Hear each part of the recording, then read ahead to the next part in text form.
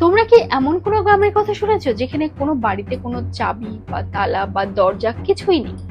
হ্যাঁ, আমাদের ভারতবর্ষে রয়েছে এরকম একটি অদ্ভুত গ্রাম। মহারাষ্ট্রের এই গ্রামটির নাম শনি সিঙ্গানাপুর।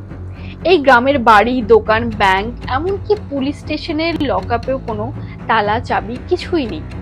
আর আশ্চর্যের ব্যাপার হচ্ছে যে বছরের পর বছর ধরে মানুষ এইভাবেই বসবাস করছে এই গ্রামে। কিন্তু কেন এই অদ্ভুত নিয়ম এই গ্রামে? আসলে এখানকার মানুষেরা বিশ্বাস করে এই গ্রামের রক্ষাকর্তা স্বয়ং শনি দেবতা। যদি এই গ্রামে কেউ চুরি করার কথা চিন্তাও করে, তাহলে শনিদেবের কোপে সে অন্ধ হয়ে যায়, না হলে তার জীবনে নেমে আসে বিশাল বড় বিপর্যয়।